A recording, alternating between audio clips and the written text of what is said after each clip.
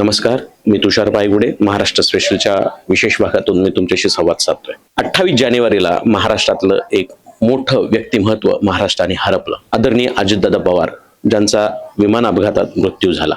अजितदादांच्या अचानक जाण्याने आणि दोन्ही राष्ट्रवादी एकत्र येण्याने एक महत्त्वाचा प्रश्न समोर येतोय की राष्ट्रवादीची अजितदादांकडची जी पदं आहेत ती कोणाकडे कशी कशी वाटप केली जातील याच्याकडे सगळ्यांचं लक्ष लागलेलं आहे। तर याच्यामध्ये सुनेत्राताई पवार ह्या खासदार आहेत, परंतु अनेक लोकांकडून बोललं जातंय उपमुख्यमंत्रीपद हे सुमित्राताईंकडे जावं, परंतु हे सुमित्राताईंकडे जाण्यासाठी सुमित्राताईंना खासदारकीची जबाबदारी सोडावी लागेल।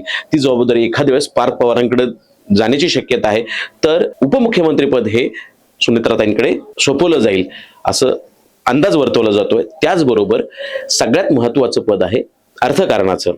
ते पद पवारांच्या जवळचे निष्ठावंत जमले जाणारे आणि चांगला तगडा अनुभव असलेले जयंत पाटलांकडे अर्थमंत्रीपद जाण्याची शक्यता आहे। तर इतरही जी पदं आहेत ती पदं समसमान वाटप होईल आणि हा महाराष्ट्राच्या राज्याचा विकासाचा गाडा जोरदारात सुरू होईल असा विश्वास या ठिकाणी बोलला जातोय। महाराष्ट्राने एक मोठा नेता हरपलाय, ही पोकळी कधीही भरून निघणारी नाही। तरी सुद्धा अजितदादांच्या जाण्यानंतर अजितदादांची जी पदं आहेत ती दोन्ही राष्ट्रवादी एकत्र आल्यानंतर कोणाकोणाला दिली जातील, तरी तुम्ही आमच्या कमेंट बॉक्समध्ये त्याबद्दल तुमचं मत नोंदवा। आमच्या चॅनलला सबस्क्राईब करा